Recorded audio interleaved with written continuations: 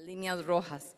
¿Por qué? Porque los valores que están en los laboratorios son valores de adultos, los valores de referencia, y entonces le salen todos los asteriscos en el hemograma y los papás se asustan muchísimo. Entonces es importante recordar que la interpretación del hemograma debe ser ajustada a valores pediátricos y para eso existen múltiples tablas. Este es un ejemplo de una tabla donde vean que no solo incluimos el nivel de hemoglobina, sino que ya se incluye lo que es el hematocrito, el USM, el HCM, el RDW, el conteo total de glóbulos rojos y los reticulocitos. Y la razón por la que les estoy empezando a mencionar los reticulocitos es porque previamente hacíamos la clasificación de anemia solo basado en el USM. Pero en la actualidad incluimos lo que es el USM, el HCM, los reticulocitos e inclusive otro elemento como es la hemoglobina reticulocitaria, que es parte de los reticulocitos que se las voy a comentar más adelante. Vean cómo inclusive vamos día a día, semana a semana y después mes a mes, y ya después de los 2 años de edad la hemoglobina se empieza a estabilizar muchísimo más y pues los valores son un poco más estables, pero sí hay una gran variación en los primeros 2 años de vida. También quiero recordarles que el frotis sanguíneo es fundamental como complemento del hemograma. ¿Por qué? Porque el hemograma en la actualidad es automatizado. Ya no el microbiólogo se sienta en cada una de las muestras de laboratorio a analizar las formas del glóbulo rojo o de las plaquetas o de los leucocitos. Nosotros tenemos que solicitar el frotis sanguíneo. Si nosotros no solicitamos el frotis sanguíneo, el microbiólogo, a menos de que vea algún tipo de alarma o de alerta, se va a detener y va a analizar el frotis. Y el frotis, estos son algunos de los ejemplos de diagnósticos que nos puede aportar el mismo frotis sin tener que agregar ningún otro examen sofisticado o extra al paciente que estamos analizando. Les voy a mencionar solo algunos de los diagnósticos que podemos obtener a través del frotis sanguíneo y si nos dan el reporte, por ejemplo, de células en diana, tener que pensar en una talasemia, obviamente la drepanocitosis, los drepanocitos, no es normal ver un drepanocito en una persona normal. Ustedes ya pueden hacer el diagnóstico ya sea de un portador de drepanocitosis o de un drepanocítico homocigota. Las células dracriocíticas son aquellos donde tenemos algún tipo de deficiencia de hierro o de talasemias. Las células como los esquizocitos, hay anemia de tipo microangiopática, igual que los esquizocitos, y obviamente todo esto debe de ir complementado con una historia clínica y con un examen físico para poder establecer un diagnóstico correcto. Estos son algunos de los ejemplos. Por ejemplo, vean que sin tener ninguna historia clínica ni saber por qué se le está haciendo el hemograma al paciente, yo sé que este paciente con estas células que están acá, acá, es un paciente que tiene una liptocitosis.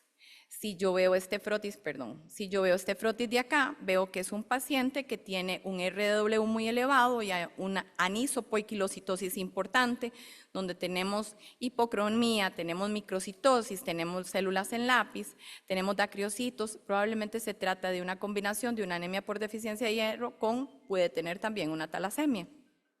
Esto que ven acá, no sé si lo pueden ver desde dónde están, es el punteado basófilo que me habla de hemólisis. Y estas celulitas que están acá, son células que parecen células en casco. Entonces, en el momento en que nos reporten a nosotros células en casco, nosotros tenemos que inmediatamente pensar en una anemia microangiopática. Pero no nos quedamos ahí, no solo alteraciones a nivel de glóbulos rojos, sino que también los mismos frotis sanguíneos nos pueden dar diagnósticos de células de bacterias o parásitos intracelulares del glóbulo rojo, como es la malaria, como este caso de aquí, donde tenemos aquí ya el plasmodium o donde están los huevitos dentro del glóbulo rojo. Este es un ejemplo, les decía que iba a mencionarles algunos casos clínicos a través de la charla, que es real, donde este paciente fue referido, vean, tiene una hemoglobina en 6,1 con un volumen elevado, un RDW muy elevado, y es un paciente que fue referido para estudiar por qué tenía su anemia. Pero si nos vamos acá al frotis sanguíneo, aquí estaba el diagnóstico. Vean que dice drepanocitos y codocitos. Ya con eso nosotros podemos establecer de que el paciente tiene una drepanocitosis, ya sea portador o en estadio homocigoto. Entonces podemos enviarle ya después la electroforesis de hemoglobina y con esto establecer un diagnóstico claro. Entonces, Para poder analizar la serie roja es importante que tengamos no solo el HCM, el VCM, el RW, que es la variación en el tamaño y la forma del glóbulo rojo, sino que agreguemos actualmente lo que son los reticulocitos. Los reticulocitos antes se utilizaban solo para hablar de que si es regenerativa o regenerativa, pero en la actualidad nos pueden permitir, al aportar la información de la hemoglobina reticulocitaria, mucho más información y reducir los diagnósticos diferenciales. Otros puntos a recordar en cuanto a lo que es la serie roja, recordemos que el hematocrito va a ser 3 veces el nivel de la hemoglobina y que el MCHC, que es otro de los valores que estoy promoviendo yo el día de hoy, porque pasa como, o no le ponemos atención o pasa muy desapercibido, es la relación entre el VCM y el HCM. Cuando esto se ve afectado por hidratación o deshidratación en el paciente, pero cuando tenemos más de 35 gramos por litro, sugiere esferocitosis hereditaria. Entonces, si ustedes tienen un paciente que tiene un MCHC, que va a estar debajo del VCM y el HCM, arriba de 35, es un paciente que pudiera tener una esferocitosis. Entonces, para tomarlo en cuenta. Esta es otra tabla de los valores en los primeros años de vida y lo traigo porque es para que ustedes vean cómo la hemoglobina tenemos que tomarla de acuerdo en el contexto de la edad del paciente. Aquí empezamos desde que tiene medio mes hasta que llegamos a los 12 meses y vean cómo la hemoglobina va variando desde 16.6 hacia lo que se conoce el periodo fisiológico de la anemia por deficiencia de hierro entre los 4 y 6 meses, donde llega a tener de esta población, que fueron 52 pacientes en la población analizada, 10.3 de hemoglobina. Entonces, no podemos estar pretendiendo que el paciente a los 6 meses tenga mayor de 11,5 de hemoglobina y asumir que es una anemia por deficiencia de hierro. Esto para población normal. No estoy hablando de poblaciones de riesgo como prematuros o pacientes desnutridos o pacientes que estuvieron en cuidados intensivos neonatales. Y pues es importante tomar en cuenta también la variación que hay por la edad en el hematocrito, el HCM, el VCM, y vean aquí que estamos incluyendo lo que es el MCHC. Los reticulocitos. Los reticulocitos es otro valor importante que al utilizar los counters automatizados es mucho más sencillo de solicitar. Antes era una prueba bastante engorrosa, pero en la actualidad es fácilmente incluida en lo que es el counter y pues proporciona muchísima información para el análisis de la serie roja. Varía de acuerdo a la edad, eso es importante. Todo paciente neonato va a tener retis elevados, entonces un paciente neonatal que tiene retis elevados no siempre es una anemia hemolítica, es propio del periodo neonatal. Ahorita se los voy a enseñar. El rango normal, ya cuando se estabiliza, es de 0.5 a 1.5 en porcentaje. Pero es importante que recordemos el valor absoluto, que va de 25,000 a 75 reticulocitos por microlitro. Y esto es importante porque el porcentaje de reticulocitos tiene que correlacionar con el valor absoluto para que sea real. Esto nos va a hablar de que podemos tener una situación de producción, de destrucción o inclusive de pérdidas. Y este es el nuevo algoritmo que se utiliza para lo que es el estudio de la anemia. Una vez que nosotros esclarecemos que el paciente tiene una anemia, si seguimos utilizando lo que es el volumen corpuscular, ya sea bajo, normal o aumentado, y yo lo que les digo es de 75 a 90, menos de 75 ya tenemos microcitosis, más de 90 ya hablamos de macrocitosis. Pero estamos incluyendo los reticulocitos y esto nos ha permitido reducir aún más los diagnósticos diferenciales. Vean que si tenemos un volumen bajo con reticulocitos bajos o normales, aquí tenemos las anemias por deficiencia de hierro, las talasemias. Cuando tenemos reticulocitos elevados, ahí estamos hablando de los síndromes talasémicos. En los normales es el rasgo talasémico y esto es importante porque el abordaje es totalmente diferente. En cuanto al VSM normal, con retis disminuidos, tenemos todo lo que es la anemia de la inflamación o hemorragia aguda. Y si está aumentado, ahí tenemos las hemólisis de tipo autoinmune, enfermedades o defectos metabólicos o inclusive las anemias microangiopáticas. Si el volumen está aumentado y los reticulocitos están disminuidos o normales, ahí tenemos las deficiencias de vitamina B12, de folato, o inclusive todas las anemias de tipo congénitas aplásicas, como el Black Fan Diamond o como el Fanconi. Y si están aumentados, ahí tenemos todos los procesos hemolíticos, donde hay una respuesta de lo que son los reticulocitos. Estos reticulocitos pueden llegar a normalizarse o disminuirse en el momento en que se acaba el sustrato o cuando tenemos combinaciones entre una anemia hemolítica y una deficiencia de hierro, donde no vamos a tener mucha elevación de los reticulocitos. Es por eso que es tan importante siempre correlacionar lo que estamos viendo con el cuadro clínico que tenemos presente. Este es otro hemograma y se los presento. Este es como el sueño de un hematólogo, tiene todo lo que necesitamos para hacer el diagnóstico. Tiene el conteo total de eritrocitos, la hemoglobina, el hematocrito, tiene el RW, tiene el conteo de eritroblastos, que ya van a ver porque es importante conocerlo, la morfología de glóbulos rojos, el conteo en valor porcentual de reticulocitos, el valor absoluto, la hemoglobina reticulocitaria y el diferencial con porcentaje, con valor absoluto, plaquetas y volumen plaquetario. Y ya vamos para allá. Unas palabras sobre lo que es la hemoglobina reticulocitaria. La hemoglobina reticulocitaria es una medida que nos habla del análisis, está dentro del análisis de los reticulocitos y refleja lo que es básicamente la producción de glóbulos rojos dentro de la médula ósea. Es un promedio del hierro de los últimos, más o menos se habla de 3 a 4 días previos. Entonces nos da un buen indicador de la cantidad de hierro que se tiene dentro del eritrocito. Se ha establecido como 28 picogramos lo normal. Entonces, si tenemos arriba de 28 picogramos, tenemos una buena cantidad de hierro en el eritrocito y es poco probable que tengamos una anemia por deficiencia de hierro. Menos de 28 picogramos ya estamos hablando de una deficiencia de hierro. ¿Por qué es tan útil?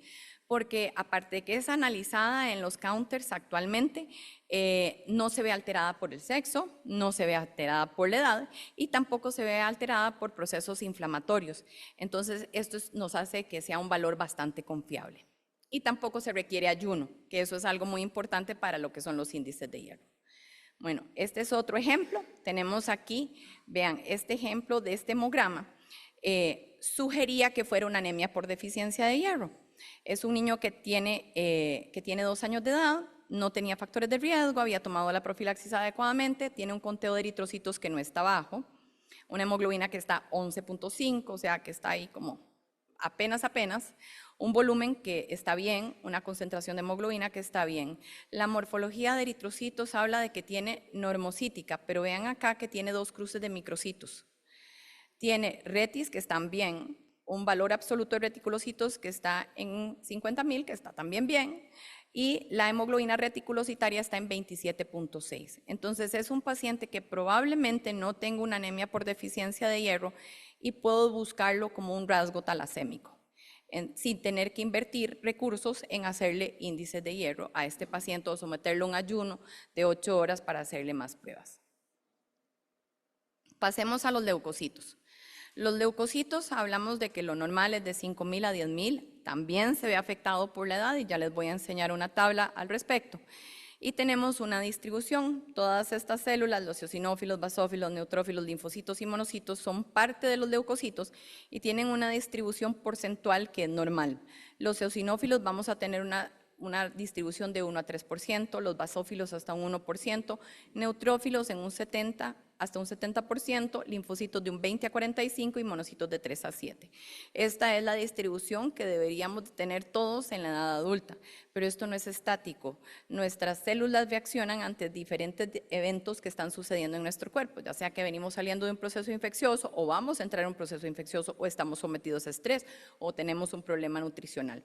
Y otra cosa importante es que los pacientes pediátricos van a tener una inversión de los linfocitos neutrófilos hasta aproximadamente los 3 años de edad, 3 a 4 años de edad. Entonces tenemos que tomar en cuenta eso para ver la distribución normal de las células en los pacientes pediátricos. Los leucocitos, como les decía, lo normal es de 5.000 a 10.000, o lo podemos hablar así en general. Es importante verlo en el contexto clínico de qué estamos teniendo en un paciente.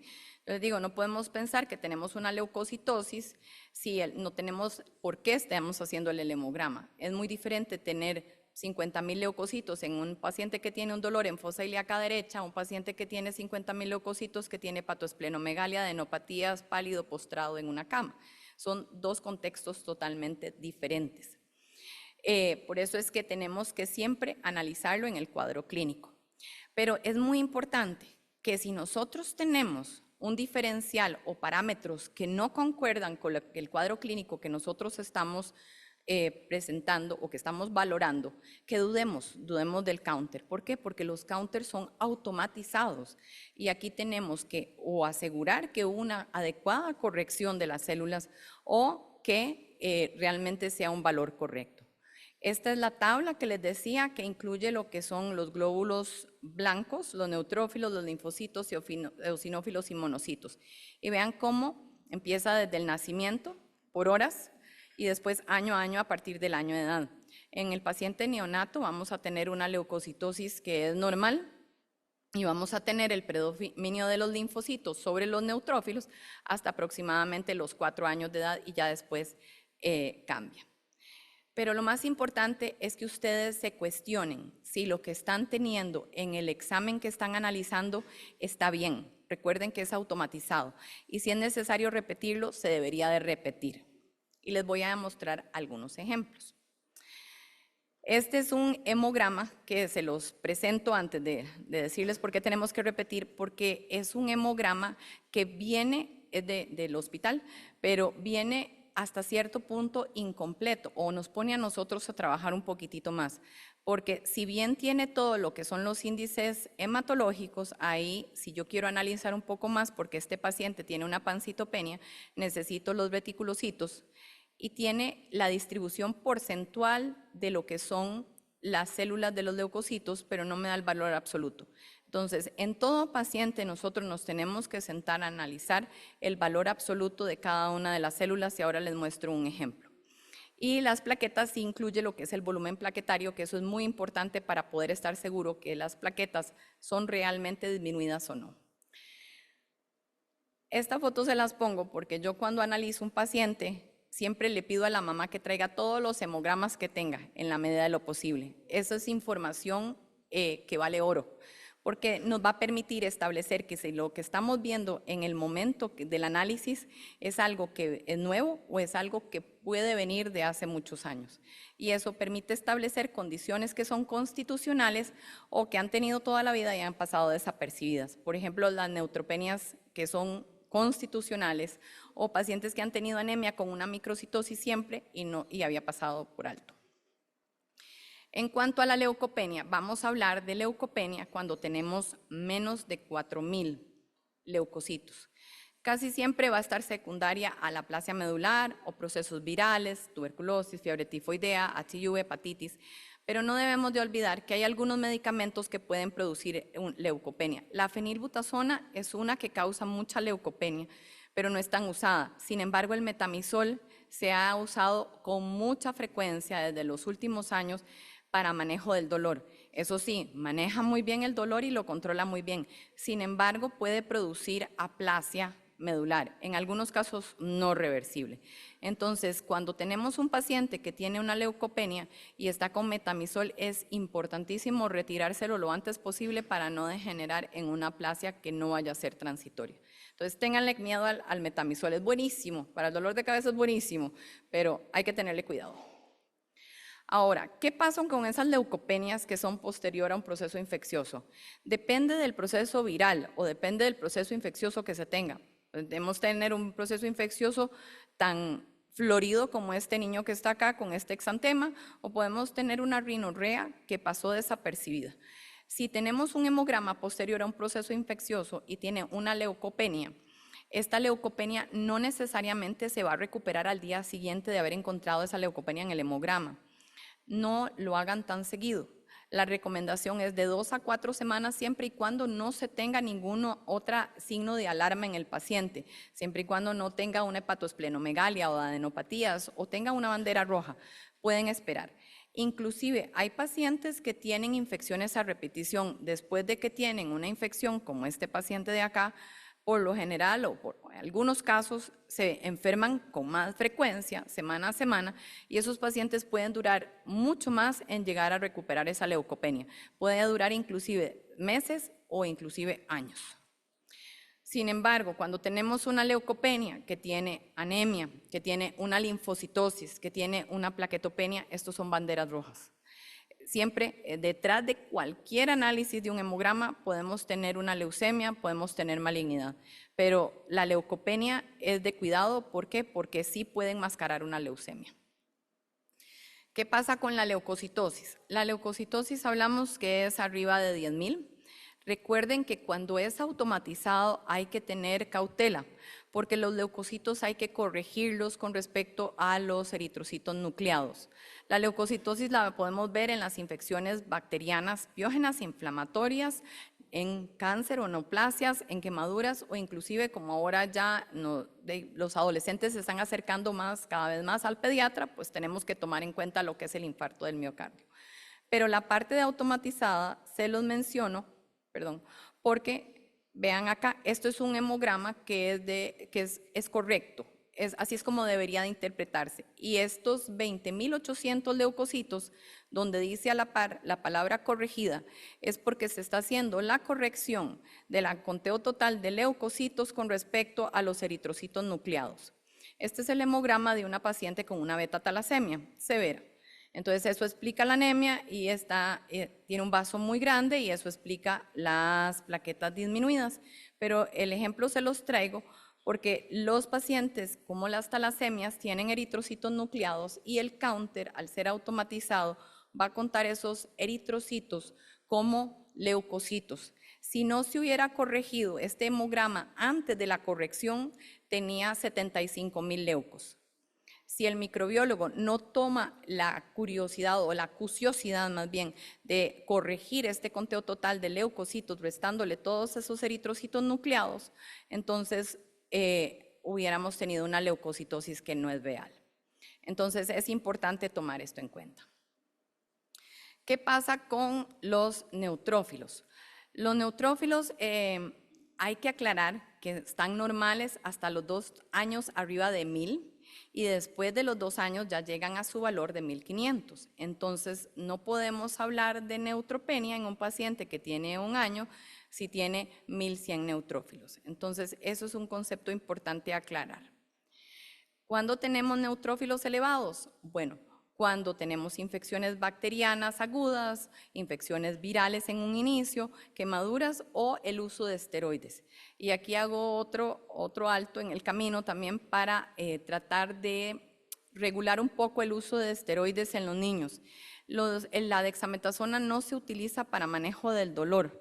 La dexametasona o la prednisona tiene indicaciones muy particulares. Entonces es importante que también nosotros sirvamos de maestros para que dejen de estar utilizando dexametasona en el dolor articular.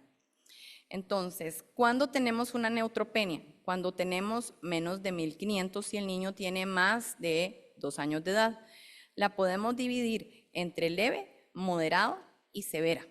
En leve, de 1.000 a 1.500, moderada de 500 a 1.000 y severa menos de 500.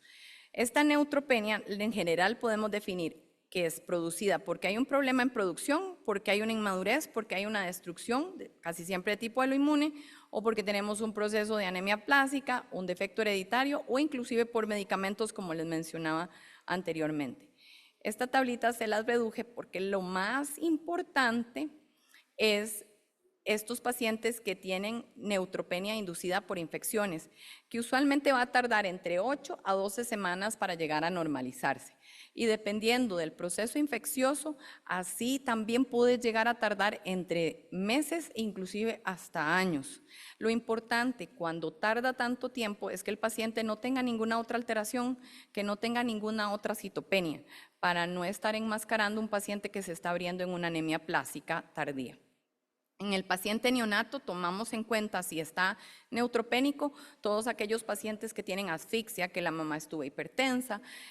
Cuando aparece en los primeros días es casi siempre de tipo aloinmune. Cuando hay malformaciones asociadas es importante descartar defectos congénitos y casi siempre cuando es tardía es una neutropenia que es asociada a algún proceso inmunológico o inclusive a secuestros como en una esplenomegalia gigante o nunca olvidar lo que es la malignidad.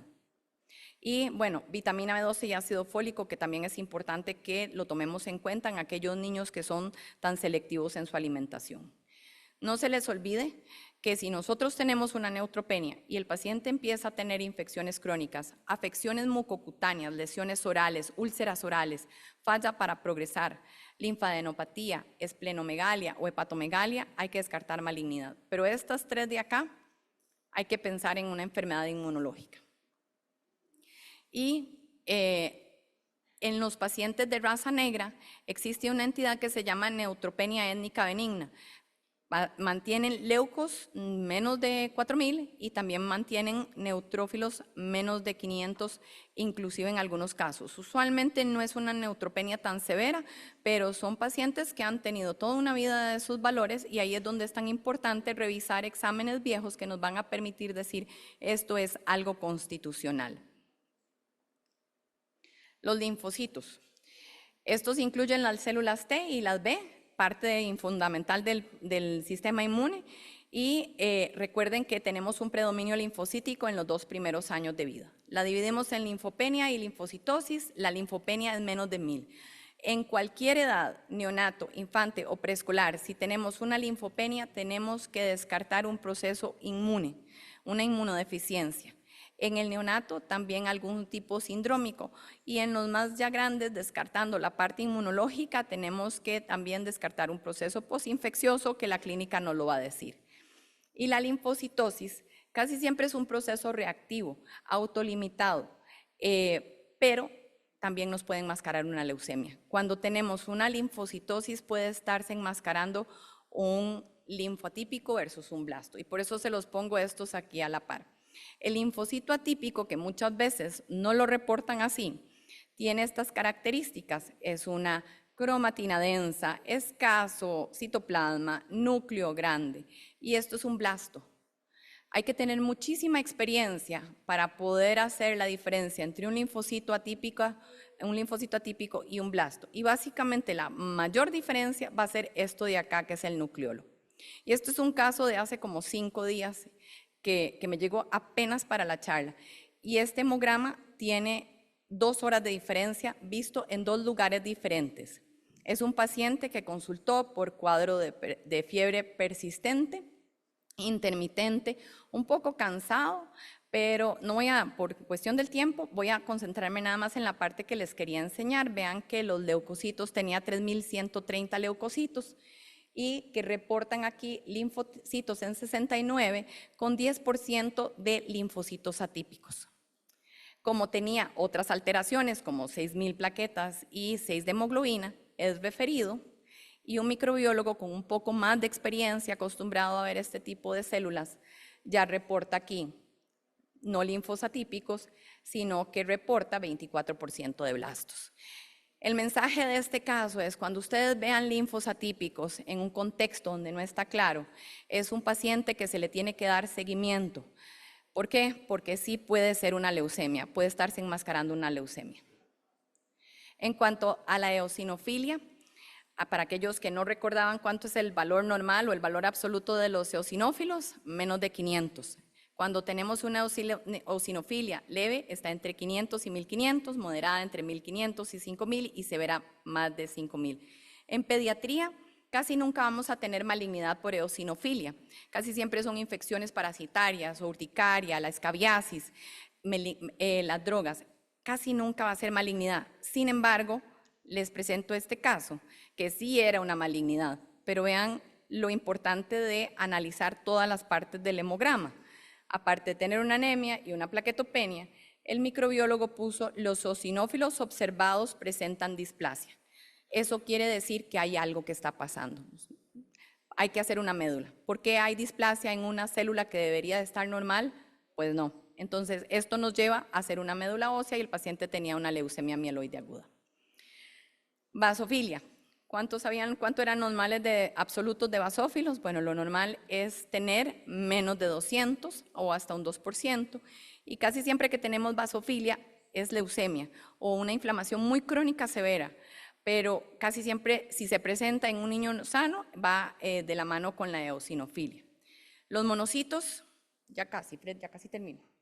Los monocitos son los leucocitos más grandes. El aumento se considera cuando es arriba de 800, entre 500 y 800. Y para poder decir que tengo un paciente con una monocitosis, yo tengo que tenerlo en 2 hemogramas separados. ¿Okay? Porque sí hay condiciones como la leucemia mielomonocítica juvenil, en donde la monocitosis es la presentación inicial. Pero en el paciente que no tiene ninguna otra hepatoesplenomegalia o otra signo de alarma, casi siempre lo vamos a ver en infecciones virales, enfermedades de tejido conectivo, la tuberculosis y, como les mencionaba, las leucemias. Este es otro hemograma que incluye todo lo que ya les he venido explicando, todo en la línea roja, todo lo que yo quisiera tener. El conteo de leucocitos, vean que tiene 2.990. Decimos que tiene una leucopenia, pero si nosotros no sacamos los valores absolutos de todas las otras diferentes células, podríamos decir, esto es un paciente que va a tener leucopenia, neutropenia, linfopenia, pero vean lo importante de sacar los valores absolutos. Este paciente no tiene neutropenia, no tiene linfopenia y tampoco tiene una monocitosis. Entonces, por eso es importante el análisis de los valores absolutos. Y para ir terminando, las plaquetas. Las plaquetas es importante no solo ver el número normal, lo normal es de 150.000 a 450.000, veamos el volumen plaquetario. El volumen plaquetario normal es de 7 a 11 femtolitros. Es importantísimo porque nos ayuda a descartar patologías y nos ayuda a confirmar otras. Pero agregado a esto, utilizamos lo que es el IPF, que ya se los voy a explicar. En resumen, trombocitopenia es todo problema de producción o todo problema de destrucción. En pediatría, la causa principal es la púrpura y la trombocitosis rara en pediatría como para ser patológica. En adultos es más frecuente como síndrome mielodisplásico, pero en pediatría casi siempre la vemos asociada con procesos de anemia por deficiencia de hierro como un proceso reactivo o en síndrome nefrótico. Y les mencionaba el IPF. El IPF sí no está hecho en todos los counters, hay que pedirlo en forma particular, no lo tienen todos los laboratorios. El valor esperado es que esté menos de un 7%. ¿Y por qué es importante? Está en esta parte de acá de los counters especializados. Y es importante porque si nosotros tenemos un conteo de plaquetas baja o normal con un IPF bajo, tenemos un problema de producción. Si tenemos un conteo de plaquetas bajo con un IPF alto, arriba de un 7%, ahí ya tenemos un problema de destrucción plaquetaria. Y esto lo vemos mucho en procesos inmunológicos como en la PTI o en colagenopatías. Y así es como se ve en el hemograma. Las plaquetas con el volumen plaquetario, esto es de un paciente que tiene una PTI, tenía una plaquetopenia, tenía un volumen alto porque es propio de las pacientes que están destruyendo sus plaquetas, un IPF que en porcentaje, porque es importante saber que es no absoluto o porcentaje, les recomiendo utilizar el porcentaje que está en 10.5, que dice que es un IPF elevado, o sea, es un paciente que tiene un proceso destructivo inmunológico activo de sus plaquetas. No nos olvidemos, todos los pacientes que tienen alguna alteración en el hemograma pueden ser una malignidad y eso siempre lo tenemos que tener presente. Y para cerrar, les voy a presentar un caso clínico que se diagnosticó a través del hemograma y viendo al paciente. Y es para finalmente decirles que lo más importante es ver al paciente y la clínica del paciente. Este es un paciente que tiene 8 meses de edad, fue referido al hospital por fiebre intermitente, rinorrea y trombocitopenia. La madre dice que ha tenido múltiples valoraciones por macrocefalia en su clínica y fue referido a neurocirugía. Al examen físico se encuentra un paciente febril con gingivorragia, eritema en párpado izquierdo, petequias y hepatoesplenomegalia. Este es el hemograma. Entonces tenía anemia, tenía, vean aquí la corrección de los leucocitos y uno dice, ¿por qué a esa edad se está corrigiendo los leucocitos? Entonces nos vamos a ver y tiene un montón de eritrocitos nucleados. Tiene plaquetopenia y entonces eso llama la atención. Pero llama la atención, ¿por qué? Porque vemos al paciente. No le tapo los ojos porque ahí es donde está el diagnóstico, ¿verdad? Entonces, y tengo permiso de la mamá. Entonces, vean la cabeza grande y vean la imagen del niño. Si ustedes correlacionan esto con esto y le mandan una radiografía, entonces tenemos la imagen del antifaz y podemos hacer el diagnóstico de una osteopetrosis. Entonces aquí aplicamos la clínica, todos los valores del hemograma y podemos hacer un diagnóstico muy complejo que puede salvarle la vida a este niño porque si se hace a tiempo evita que quede ciego. Muchísimas gracias.